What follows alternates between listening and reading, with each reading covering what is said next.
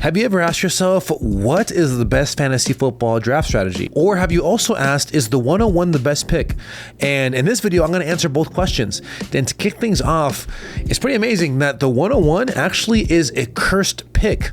And I'm sure you're wondering, wait, explain, how is this possible? The 101, as far as average draft position, the player that has on average gone the first overall pick, has not been the most luckiest pick since 2015. Before I get into the history of the 101, I'm also going to share a draft strategy that was just presented to me that I think is very interesting. And we're going to actually not only review the draft strategy and what it consists of, but we're also going to test it out ourselves in this video as well. Hey guys, welcome to the Ivan Herrera Show. I am so happy that you are here. In this video, we look to provide the best strategies possible to help you dominate your fantasy football leagues.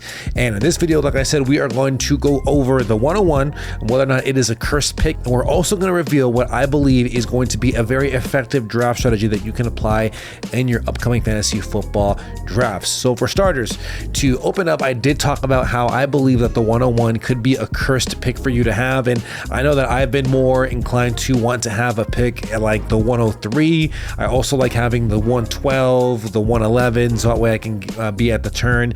But check this out though. Since 2015, here are a list of players that were the consensus #1 overall player in fantasy and how they finished, and the numbers are not pretty. So to kick things off, in 2015, we're going back 9 seasons now. In 2015, LeSean McCoy was the #1 player in fantasy football according to ADP, and he finished 57th overall. The following season, 2016, Antonio Brown finished 7th overall. David Johnson finished 294th overall in fantasy because of a season-ending injury. Todd Gurley finished 4th overall, so not bad there. 2019, Saquon Barkley finished 41st overall. Christian McCaffrey back-to-back seasons in 2020 as well as 2021. In 2020, he finished 242nd overall. He did miss 13 games. And then Christian McCaffrey in 2021 had a bounce-back season, finished 7th overall. We saw Jonathan Taylor finish 127th overall. And then Justin Jefferson 2023 finished 76th overall, missing 7 games last year. And then this season, we have Christian McCaffrey back again as the consensus #1 player. But will he provide value? And just to explain, all these finishes are based on overall fantasy football points, not based on averages. And since 2015, the 101 has ended among the top 10 in overall fantasy points only 3 times, making it a 33% success rate that your 101 will actually be a top 10 option in fantasy football. Which then raises the question, what is the best draft strategy that can help counter this cursed 101 pick? And before we go any further to find out whether or not the 101 is cursed, I believe there are certain draft strategies that work regardless on where you're picking. I can show you all the data as far as averages from every single pick, whether it's 1 through 12, but the main thing is being able to go into your fantasy draft with a proper strategy that can be optimized regardless on where you're picking. And in this video, we are going to answer that question. I actually got to give a shout out to Fantasyland Football. They're the ones that actually inspired this video because of the draft strategy that they presented. They have coined this draft strategy as anchor round 2 running back. And the way that this draft concept works is that you kick off your first round pick by drafting an elite wide receiver. And in the second round, you couple that wide receiver with a workhorse running back. And in this case, we have a lot of great running backs that fit that bill, especially in the second round. After that, you then go with a wide receiver from rounds 3 to 7, or some kind of combination of wide receiver, tight end, or even quarterback. And after that, from round 7 to 11, you then want to at least secure 3 running backs. And in this concept, you're typically looking for high upside running backs, such as rookies that you believe could get some work if, God forbid, something were to happen to the full-time starter, or players that we believe that will get more work towards the end of the season. And from there, you then want to end it off with just getting some kind of combination of wide receivers and running backs to close off your draft. And it's a really good strategy that I think is worth testing out. The main focus on this draft strategy is that you want to focus on getting a wide receiver within your first round. And the reason why you want to do that is because you want to stack the odds in your favor. favor. And I'm sure you're wondering, what odds are you referring to?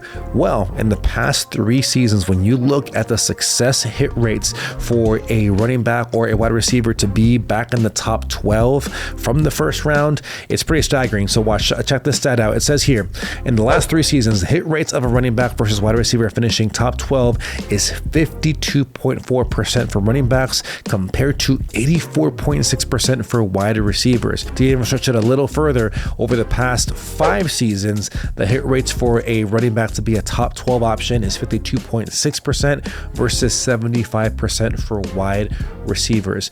And the main takeaway here is that running backs tend to be more of a risk on injury, and wide receivers tend to provide much more of a safer return, considering that they're not as prone to injury as the running back position is. The first example that I'm going to share is me picking out of the 4th overall slot. And what I did was I went with Ja'Marr Chase, and of course I was very happy considering that he's the clear alpha there in Cincinnati.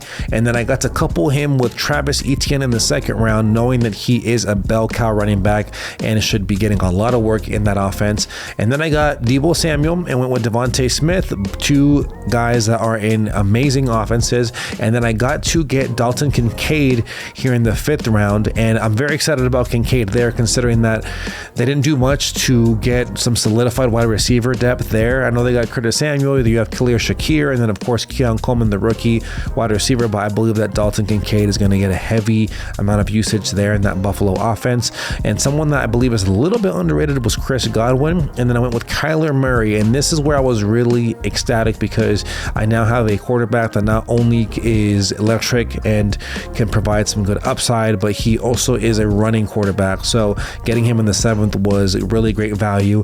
And then here are the 3 running backs I went to go get, so that way I was within the parameters of getting 3 running backs within the round 7 and 11. And I got Javonte Williams, Trey Benson, and Zeke Elliott. And my logic here is that I know there were some reports about Javonte earlier being at risk from being cut from the Broncos, but apparently he has been doing really well in training camp, which is really exciting news. So I feel really comfortable with him being my RB2, and then of course coupling him with that high upside pick that I was referring to earlier, having a Trey Benson where if God forbid something was to happen to James Conner, you know that Trey Benson is going to be slated to get that work, and someone that we believe is very talented as well. And then you also end it there with Ezekiel Elliott, who is going back to Dallas, who just lost Tony Pollard in free agency, and once again there isn't any competition there that gets you worried as far as taking touches away from Zeke, and getting that in the 10th round is a really comfortable place for me to get my RB4. And then as you can see, I rounded out my draft by getting Tyler Lockett, Joshua Palmer, Ben Sinnott, and then of course capping it off with Roman Wilson. Now another example of me doing this strategy, I also did it with the 9th overall pick, and I believe this is my favorite build thus far using this strategy, because as you can see I opened up with AJ Brown, who we know is going to get heavy usage in that Philadelphia offense, and then I was able to couple him with a bell cow and Jonathan Taylor. And this is where I think my favorite part of the draft is. I was able to get Jalen Hurts, who is a top fantasy option there, but I also got to pair him with AJ Brown at the stack. I also got DK Metcalf, who I believe is a tad bit underrated, considering that I believe that Seattle is going to take a step forward within that offense. And then if you haven't watched my previous video, I did talk about Kyle Pitts and how he is a must draft this year considering where he's currently going. So again, very happy getting Pitts there in the 5th round. And then I also got T Higgins, and then was able to get 2 solid running backs. Zamir White, again, another individual that I am very happy of. And if you haven't watched my video yet, Zamir White is on my must draft list. And then getting Jonathan Brooks, a rookie running back for the Carolina Panthers, to go along with Jameson Williams, Gus Edwards, again, someone we have been getting reports of being the bell cow there in Los Angeles, and then ending it with Khalil Shakir, Troy Franklin, Ricky Pearsall, and then Chase Otton. And what I'm doing here towards the very end, from picks 11 on, I'm just going for high upside players. I'm looking for rookie wide receivers. I'm looking for any potential player that could have a really explosive part to the year towards the very end, where if they get an opportunity, these guys could really blow up. And that's why as you can see, I targeted Shakir, Franklin, and Pearsall, knowing that my first part of the draft, my starting lineup is stout with AJ Brown, JT, Hurts, Metcalf, Pitts, as well as Higgins to go along with Zamir White as my RB2. So I feel really happy there, considering considering that I also have some really good flex options there with Brooks as well as Jameson Williams. Now I'm going to show one more example, and then the last one that I got was actually picking out of the 12th spot, and this one was pretty interesting as well. I opened it up by getting Garrett Wilson, and then I got Saquon Barkley as my bell cow there in the second round, and then I was able to get Michael Pittman Jr.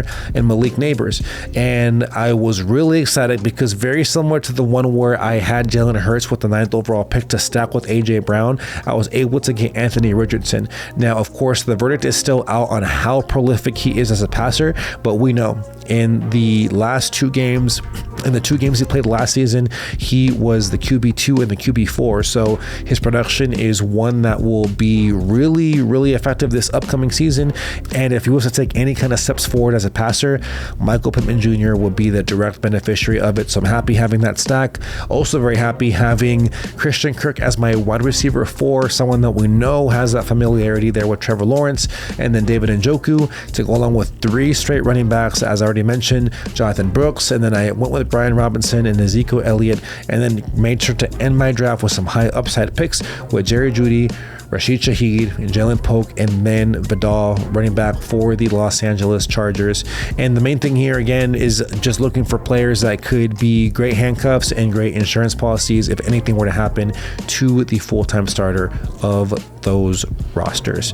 The best advice I can give you with trying to analyze what is the best strategy is just not being too married to a strategy, being very fluid, and I believe that this draft strategy does provide that option for you within those parameters. And of course, I would encourage you to, number one, understand your players, understand which ones have the best opportunity to really shine, which ones are in offenses where they can really, of course, perform really well for your teams, and then understanding too the depth chart is where do these players potentially stack at the beginning of the year, and if there was to be any kind of injuries, how well would they actually perform, or how many better opportunities would they get because of those injuries.